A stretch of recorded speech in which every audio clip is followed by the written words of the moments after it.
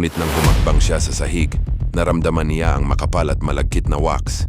Sinubukan niyang maglakad, pero habang pinipilit niyang humakbang, lalong humigpit ang wax sa kanyang mga paa. At tila umaakyat ito hanggang sa kanyang mga tuhod, hanggang sa kanyang mga binti. Nakita niya na umaagos ang wax mula sa itim na kandila.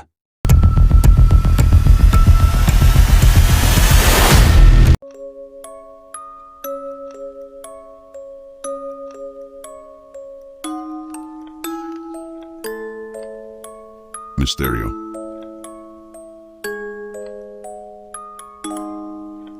Hiwaga. Mahirap ipaliwanag. Ngunit alam mong nagaganap.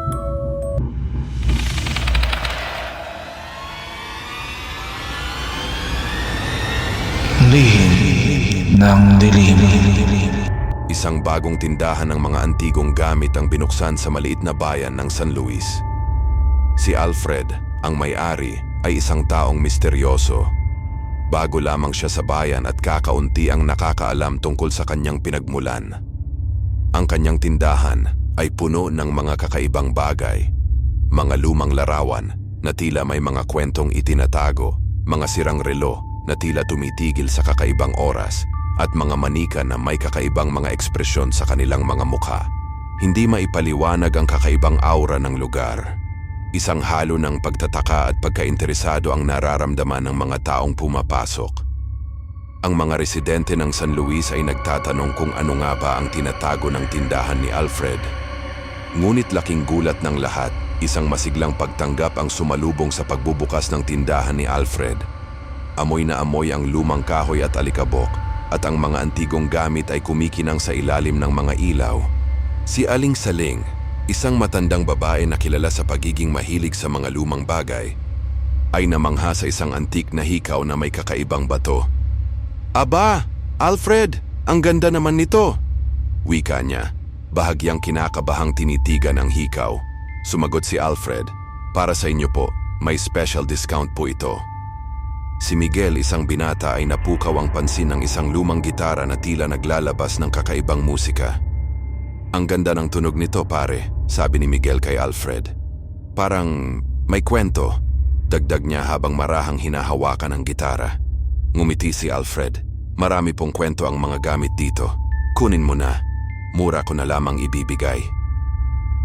Samantala, si Julie, isang batang babae, ang natuwa sa isang manika na may kakaibang mga mata na tila nakangiti sa kanya.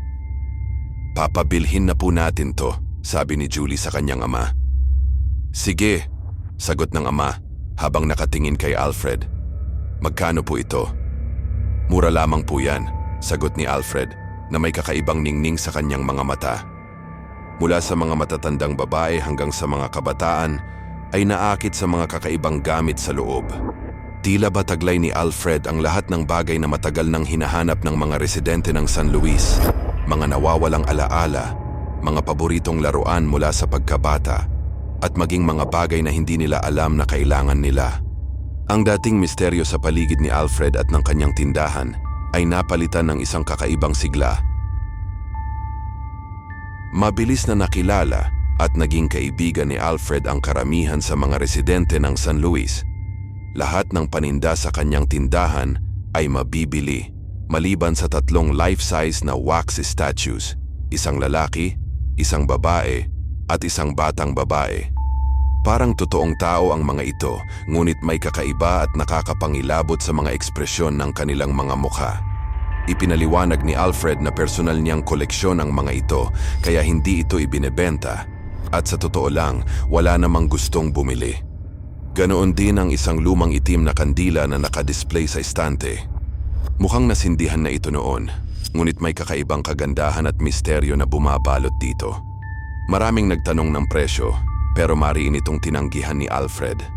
Lumipas ang mga araw at lalong sumikat ang tindahan ni Alfred.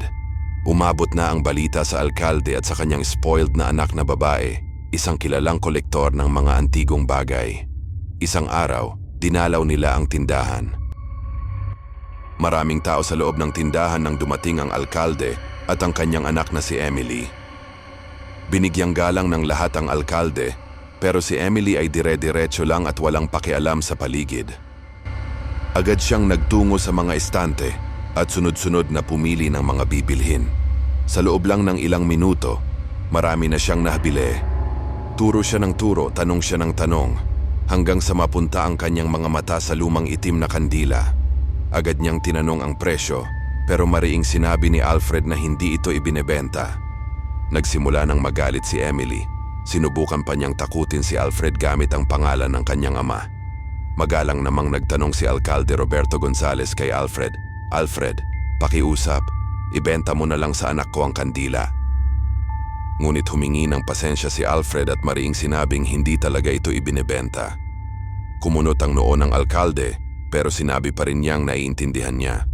Ngunit may banta sa kanyang mga mata at tono, "Aalis na kami. Kung may kailangan ka, huwag kang magatubiling lumapit sa akin. Alam mo namang ako ang alkalde ng bayang ito, hindi ba?" Pinagmasdan ni Alfred ang alkalde at ang anak nitong si Emily habang palabas sila ng tindahan. Lumapit si Aling Wilma, isang regular na customer kay Alfred. "Naku Alfred, dapat binigay mo na lang yung kandila sa anak ng alkalde para maiwasan ang gulo. Napaka-spoiled naman kasi ni Emily, lagi niyang nakukuha ang gusto niya." Huminga ng malalim si Alfred at tumingin kay Aling Wilma. "Huwag kang mag-alala, Aling Wilma. Yan nga ang dahilan kung bakit ako napunta rito sa bayan nyo, para sa mga taong tulad niya." Naguguluhang tumingin si Aling Wilma. "Hindi ko maintindihan ang ibig mong sabihin," sabi niya. Ngumiti si Alfred. "Kalimutan mo na lang yon. Pumili ka na lang ng kahit ano rito sa tindahan at bibigyan kita ng malaking diskwento." Habang abala si Aling Wilma sa pagtingin ng mga paninda, tumingin si Alfred sa malayo at bahagyang ngumisi. Pagkaraan ng 3 araw, umagang-umaga ay dumating ang mga tauhan mula sa munisipyo. Kaagad na kumatok sila ng malakas sa pinto. Pagbukas ni Alfred, 2 lalaki ang bumungad sa kanya, nakasuot ng pangkaraniwang damit pero may mga ID na nagpapakilalang galing sila sa tanggapan ng engineering. Isasagawa raw nila ang inspeksyon sa gusali. Nagtaka si Alfred na inspeksyon na ang gusali ng kanyang tindahan at may business permit na siya. Ngunit sinabi ng 2 lalaki na quarterly inspection daw ito. Noon niya napagtanto na isang mensahe ito mula sa alkalde dahil sa pagtanggi niya na ibenta ang itim na kandila sa anak nito. At tama nga siya. Matapos ang inspeksyon, sinabi ng 2 lalaki na luma na raw at hindi naligtas ang gusali. Dapat na itong ipasara. Nagmakaawa si Alfred sa 2 inspektor. "Malakas na ang negosyo ko. Huwag ninyong isasara ang tindahan ko." Ngumiti ang 2 lalaki. "Simple lang ang solusyon sa problema mo," bulong ng isa. "Ibigay mo lang ang itim na kandila sa anak ng alkalde at hindi na mapupunta sa tanggapan ng engineering ang ulat na ito." Tumango na lang si Alfred, tanda ng pagsang-ayon. Wala nang nagawa si Alfred kundi isuko ang lumang itim na kandila. Libre pa niya itong ibinigay kay Emily bilang isang paggalang at para maiwasan ang gulo. Si Alcalde Roberto Gonzales, kilala sa kanyang katiwalian at pang-aabuso sa kapangyarihan, ay hindi magdadalawang isip na ipasara ang kanyang tindahan. Tuwang-tuwa si Emily. Muli, nakuha niya ang kanyang gusto. Inilagay niya ang itim na kandila sa tabi ng kanyang mga paboritong koleksyon sa isang salamin na istante sa loob ng kanyang silid. Tinitigan niya ito ng matagal at sabi niya, ang gusto ni Emily, nakukuha ni Emily. 10:00 na ng gabi, malamig at tahimik. Napagpasyahan niyang matulog na matapos maghugas ng mukha. Humiga siya sa kanyang kama at sinubukang matulog. Malapit na siyang makatulog nang may marinig siyang tunog. Parang isang kislap ng apoy na sumasayaw sa hangin. Bumangon siya para tingnan kung ano iyon. Nagulat siya nang makita ang itim na kandila. May sindi ito at napakaliwanag. Hindi niya maalala kung sinindihan niya ito.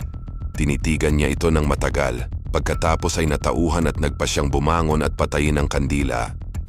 Ngunit nang humakbang siya sa sahig, naramdaman niya ang makapal at malagkit na wax. Sinubukan niyang maglakad.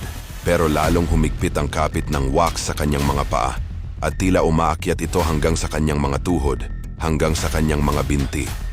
Nakita niya na umaagos ang wax mula sa itim na kandila.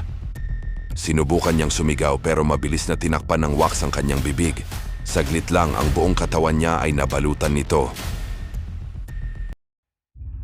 Kinabukasan, masigla si Alfred na naglilinis ng kanyang tindahan. Siya ay bahagyang umaawit pa at magaan ang kanyang mga galaw. Nang matapos siyang maglinis, tinitigan niya ang kanyang tindahan ng may kasiyahan. Tinitignan ang kanyang mga koleksyon. Kasama na ang itim na kandila. Oo, ang itim na kandila. Bumalik ito sa istante. Katabi ito ng mga estatwang gawa sa wax, na dati ay 3 lamang, ngayon ay naging 4 na. Napangiti lang si Alfred at sinimulang buksan ang kanyang tindahan. Katulad ng dati, nagsimulang mapuno ang tindahan ng mga tao at bumili ng iba't ibang gamit. Pero may isang bagay na kapansin-pansin. Ang bagong estatwa ng wax ay kamukhang-kamukha ni Emily, ang anak ng alkalde. Narinig ni Alfred ang mga usapan ng mga tao na kamukhang-kamukha ni Emily ang isa sa mga wax statues.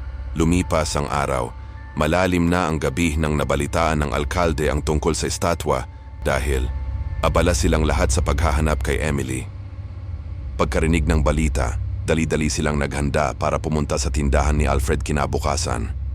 6:00 ng umaga, naroon na sila sa tindahan. Kinakalabog ang pinto at sumisigaw, pero walang sumagot. Kaya sinira nila ang pinto. At laking gulat nila, wala si Alfred. Walang laman ang tindahan, kahit isang gamit ay wala. Hanggang ngayon, misteryo pa rin ang nangyari kay Emily. Misteryo rin kung saan nagpunta si Alfred at kung ano ang nangyari sa kanyang tindahan. Paano niya nagawang umalis ng napakabilis, walang iniwan kahit ano sa kanyang tindahan? Ang iba sa mga gamit doon ay mabibigat. May mga nagsasabi na baka lumipat lang siya sa ibang bayan para makahanap ng mas maraming customer. May iba naman na nagsasabi na siya ang tagapaghiganti na pinarusahan niya ang mga abusadong tao gaya ng alkalde at ng anak nitong si Emily. Ang nangyari sa bayan ng San Luis ay nanatiling isang palaisipan, isang kwentong mahirap ipaliwanag. Ngunit alam mong nagaganap, mga kwentong nabibilang sa Lihim ng dilim.